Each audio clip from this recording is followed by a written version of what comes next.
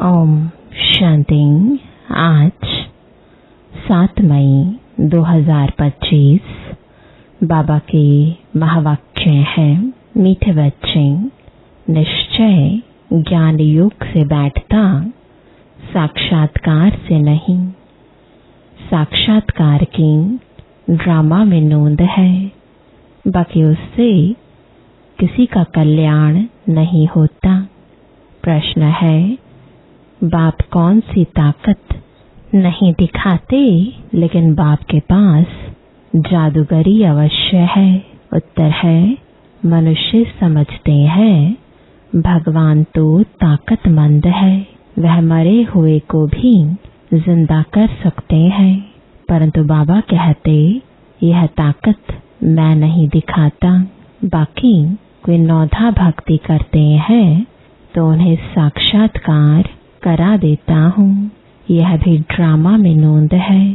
साक्षात्कार कराने की जादूगरी बाप के पास है, इसलिए कई बच्चों को घर बैठे भी ब्रह्मा व श्री कृष्ण का साक्षात्कार हो जाता है। गीत है, कौन आया मेरे मन के द्वारे।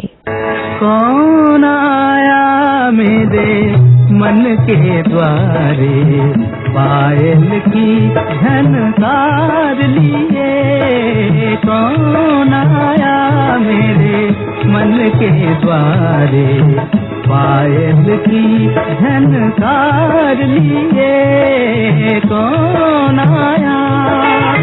ओम शांति। यह बच्चों के अनुभव का गीत है। सत्संग तो बहुत है, खास भारत में तो ढेर सत्संग है, अनेक मतांतर है। वास्तव में वह कोई सत्संग नहीं, सत्संग एक होता है।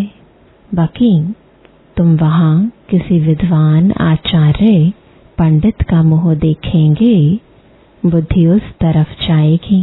यहाँ फिर अनोखी बात है, यह सत्संग एक ही बार इस संगम युग पर होता है। यह तो बिल्कुल नई बात है। उस बेहद के बाप का शरीर तो कोई है नहीं। कहते हैं, मैं तुम्हारा निराकार शिव बाबा हूँ। तुम और सत्संगों में जाते हो तो शरीरों को ही देखते हो। शास्त्र याद कर फिर सुनाते हैं। अनेक प्रकार के शास्त्र हैं, वह तो तुम जन्म जन्मांतर सुनते आए हो। अब है नई बात, बुद्धि से आत्मा जानती है। बाप कहते हैं, हे मेरे सिकिलदे बच्चे, हे मेरे सालिग्रामों, तुम बच्चे जानते हो 5000 वर्ष पहले इस शरीर द्वारा बाबा ने पढ़ाया था, तुम्हारी बुद्धि एकदम दूर चली जाती है तो बाबा आया है।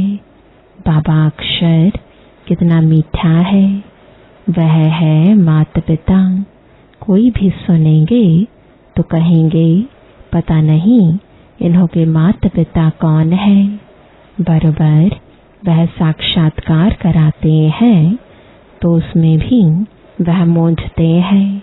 कभी ब्रह्मा को कभी कृष्ण को देख लेते हैं तो विचार करते रहते कि ये क्या है। ब्रह्मा का भी बहुतों को घर बैठे साक्षात्कार होता है। अब ब्रह्मा की तो कभी कोई पूजा करते नहीं है, श्री कृष्ण आदि की तो करते हैं। ब्रह्मा को तो कोई जानते भी नहीं होंगे। प्रजापिता ब्रह्मा तो अब आया है, यह है प्रजापिता। बाप बैठ समझाते हैं कि सारी दुनिया पतित है तो जरूर यह भी बहुत जन्मों के अंत में पतित ठहरे, कोई भी पावन नहीं है। इसलिए कुंभ के मेले पर, हरिद्वार गंगा सागर के मेले पर जाते हैं। समझते हैं स्नान करने से पावन बन जाएंगे, लेकिन यह नदियां कोई पतित पावनी थोड़े ही हो सकते। नदियां तो निकलती हैं सागर से, वास्तव में तुम हो ज्ञान गंगाएं। महत्व तुम्हारा है, तुम ज्ञान गंगाएं। जहां तहां निकलती हो वो लोग फिर दिखलाते हैं तीर मारा और गंगा निकली। तीर मारने की तो बात नहीं, यह ज्ञान गंगाएं देश देशांतर जाती हैं। शिव बाबा कहते, मैं ड्रामा के बंधन में बांधा हुआ हूँ। सभी का पाठ निश्चित किया हुआ है, मेरा भी पाठ निश्चित है। कोई समझते भगवान तो बहुत ताकतमंद है, मरे हुए को भी जिंदा कर सकते हैं। यह सभी गपोड़े हैं। मैं आता हूँ पढ़ाने के लिए, बाकी ताकत क्या दिखाएंगे। साक्षात्कार की भी जादूगरी है। नौधा भक्ति करते हैं तो मैं साक्षात्कार कराता हूँ। जैसे काली का रूप दिखलाते हैं, उन पर फिर तेल चढ़ाते हैं। अब ऐसी काली तो है नहीं, परंतु काली की नौधा भक्ति बहुत करते हैं। वास्तव में काली तो जगत अम्बा है। काली का ऐसा रूप तो नहीं, परंतु नौधा भक्ति करने से बाबा भावना का भाड़ा दे देते हैं। काम चिता पर बैठने से काले बने, अब ज्ञान चिता पर बैठ गोरे बनते हैं। जो काली अब जगदम्बा बनी है, वह साक्षात्कार कैसे कराएगी।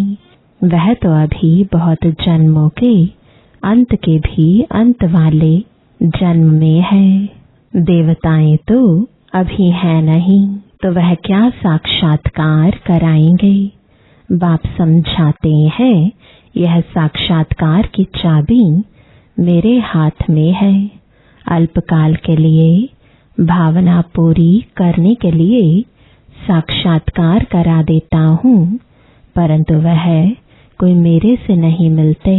मिसाल एक काली का देते हैं, इस रीति बहुत है।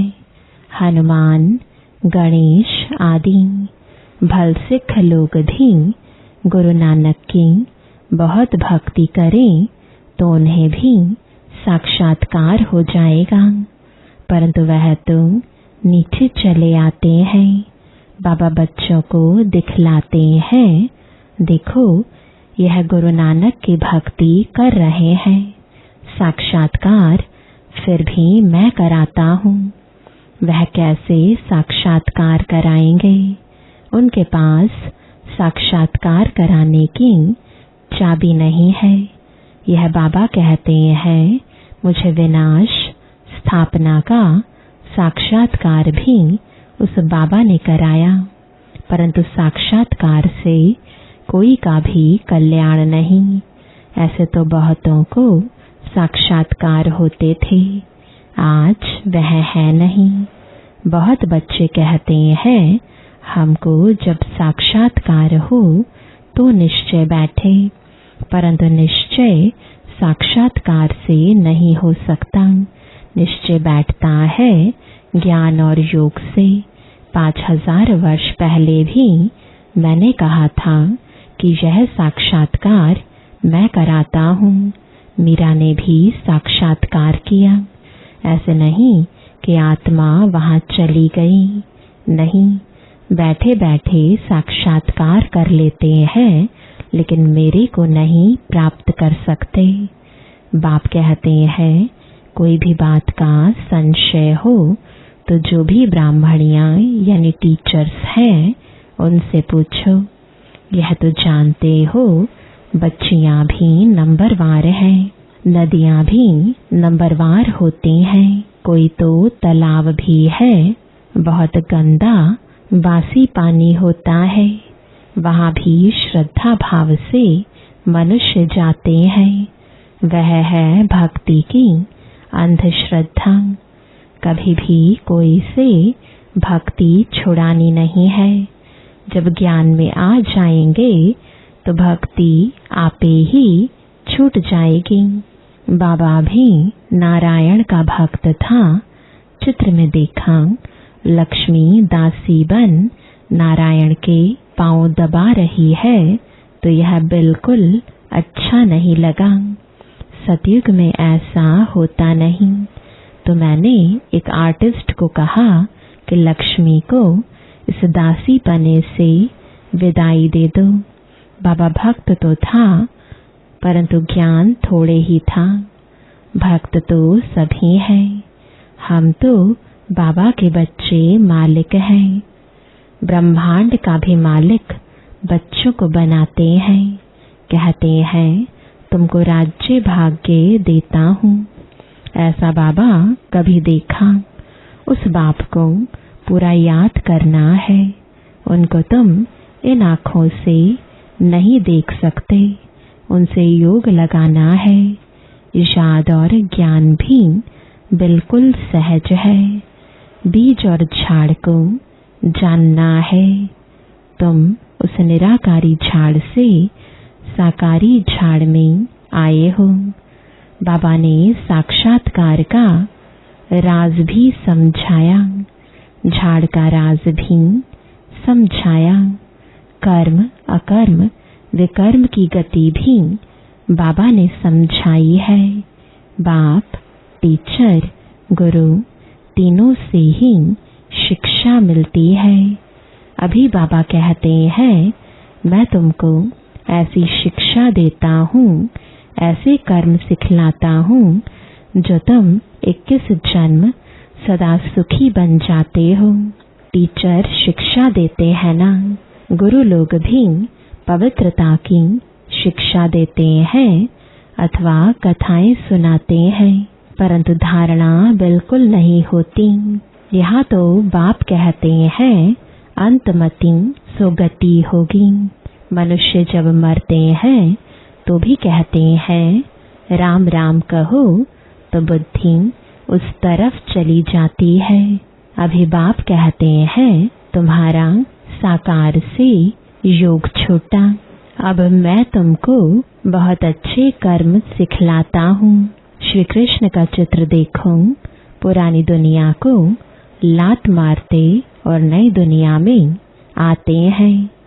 तुम भी पुरानी दुनिया को लात मार नई दुनिया में जाते हो।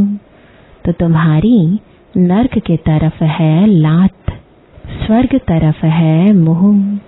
शमशान में भी अंदर जब घुसते हैं तो मुर्दे का मुंह उस तरफ कर लेते हैं, लात पिछाड़ी तरफ कर लेते हैं। तो यह चित्र भी ऐसा बनाया है। मम्मा बाबा और तुम बच्चे, तुमको तो मम्मा बाबा को फॉलो करना पड़े, जो उनकी गद्दी पर बैठो। राजा के बच्चे प्रिंस प्रिंसेस कहलाते हैं ना। तुम जानते हो हम भविष्य में प्रिंस प्रिंसेस बनते हैं। ऐसा कोई बाप, टीचर, गुरु होगा जो तुमको ऐसे कर्म सिखलाए। तुम सदा काल के लिए सुखी बनते हो। यह शिव बाबा का वर है। वह आशीर्वाद करते हैं। यह नहीं, हमारे ऊपर उनकी कृपा है। सिर्फ कहने से कुछ नहीं होगा, तुमको सीखना होता है। सिर्फ आशीर्वाद से तुम नहीं बन जाएंगे, उसकी मत पर चलना है। ज्ञान और योग की धारणा करनी है।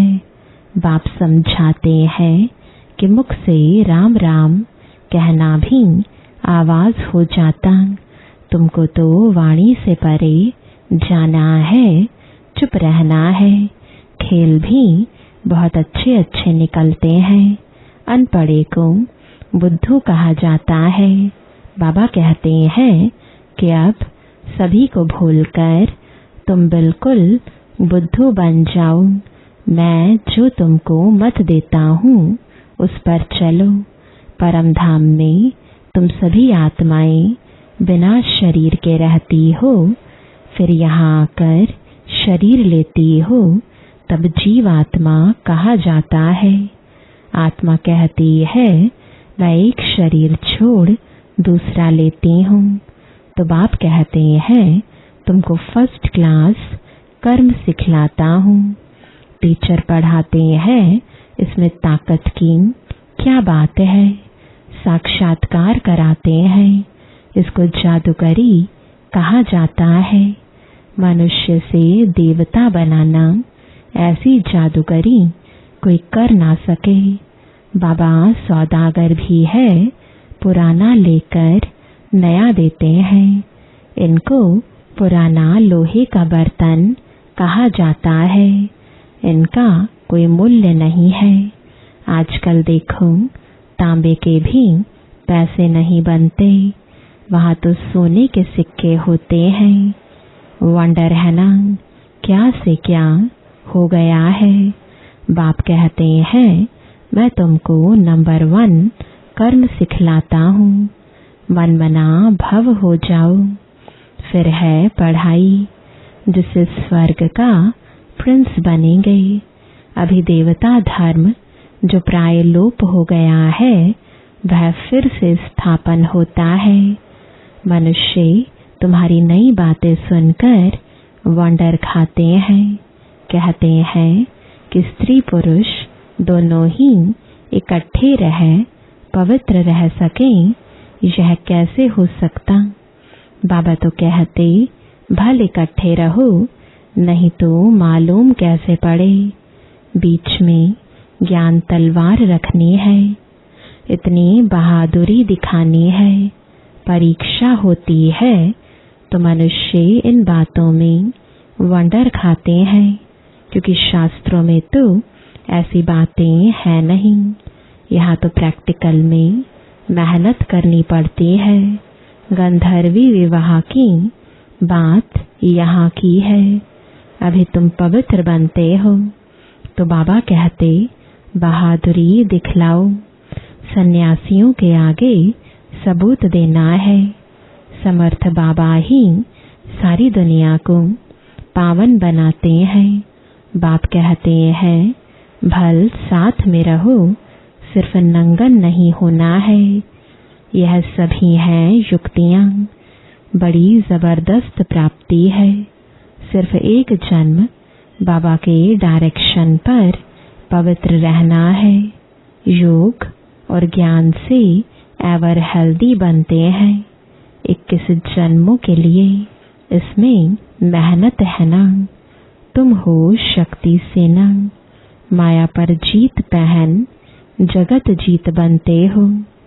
सभी थोड़े ही बनेंगे। जो बच्चे पुरुषार्थ करेंगे वही ऊंच पद पाएंगे। तुम भारत को ही पवित्र बनाकर फिर भारत पर ही राज्य करते हो। लड़ाई से कभी सृष्टि की बादशाही मिल ना सके। यह वंडर है ना।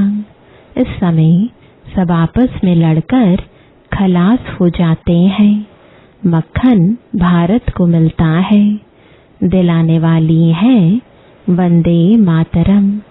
मेजॉरिटी माताओं की है। अब बाबा कहते हैं जन्म जन्मांतर तुम गुरु करते आए, शास्त्र पढ़ते आए हो। अब हम तुमको समझाते हैं जज योरसेल्फ, राइट क्या है। सतयुग है राइटियस दुनिया, माया अनराइटियस बनाती है। अब भारतवासी इररिलीजियस बन पड़े हैं। रिलीजन नहीं, इसलिए माइट नहीं रही है। इररिलीजियस, अनराइटियस, अनलॉफुल, इंसॉल्वेंट बन पड़े हैं। बेहद का बाप है, इसलिए बेहद की बातें समझाते हैं। कहते हैं कि फिर तुमको रिलीजियस मोस्ट पावरफुल बनाता हूँ। स्वर्ग बनाना तो पावरफुल का काम है, परंतु है गुप्त इनकॉग्निटो वॉरियर्स हैं। बाप का बच्चों पर बहुत प्यार होता है, मत देते हैं।